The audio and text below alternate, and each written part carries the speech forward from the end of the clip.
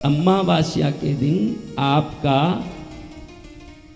बाएं पैर के अंगूठे में शक्ति रहता है। किधर रहता है? बाएं पैर के अंगूठे में। पंचमी के दिन मूलाधार चक्र में आ जाता है, जहां बैठते हो ना उसके पीछे। पंचमी को कहाँ आ जाता है? मूलाधार चक्र में। अष्टमी को इधर आता है। किधर आता है? हाँ, छाती के खड्डे में। एकादशी को इधर आता है, पूर्णिमा को इधर आता है। अब आपको मालूम पड़ा होगा क्यों पूर्णिमा में बाल नहीं काटना। हमारे पूर्वज कहते थे कि पूर्णिमा में बाल नहीं काटना, अमावास में नख नहीं काटना, क्योंकि अमावास में पैर के नखों में शक्ति रहती है ना, पूर्णिमा को बाल में शक्ति रहती है। काटोगे तो शक्ति चले जाएगी। हमारे पूर्वज क्यों कहते हैं कि पूर्णिमा को किसी भी हालत में बाल नहीं काटना, क्योंकि पूर्णिमा को शक्ति सिर पर रहती है।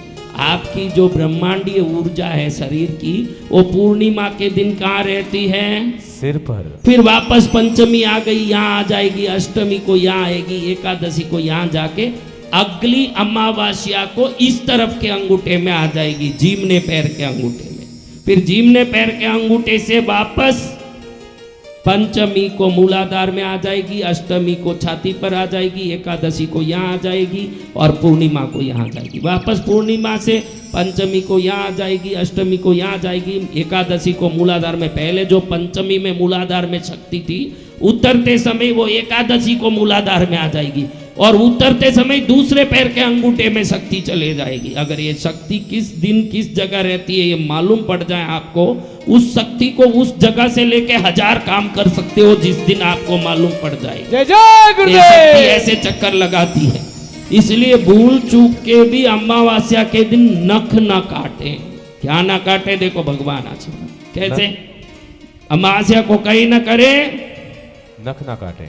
नख न काटे, पैर के हाथ के नख नहीं काटे। और पूर्णिमा के दिन बच्चों के बाल काटने न भेजें। पूर्णिमा के दिन खुद के सवारे नहीं, उधर ब्यूटी पार्लर, क्या बोलते हैं? Beauty parlour. मैं तो ब्यूटी पार्लर बोलता हूँ। तू पहले ही अच्छी हो तो तुझे वहाँ जाने की क्या जरूरत है? तू बुड्ढी का पार्लर है इसलिए वो बुड्ढी पार्लर है, वो ब्यूटी पार्लर नहीं है। उधर क्यों जाना? जय हो। तो उधर जाके बाल कटाएं, आदमी बाल कटाएं। हमारे पूर्वज कहते थे पूर्णिमा में बाल नहीं काटना और अमावस में नख नहीं काटना। कई लोगों को मालूम नहीं, क्योंकि उन दिनों में उस जगह शक्ति रहती है। उस दिन काटो तो वो शक्ति उसमें से चले जाएं, फिर आप क्या हो जाओ? शक्तिहीन, दुर्बल हो जाओ। क्या हो जाओ? दुर्बल। तो ये ध्यान रखने जैसा है। बोलो शंकर भोलेनाथ की जय।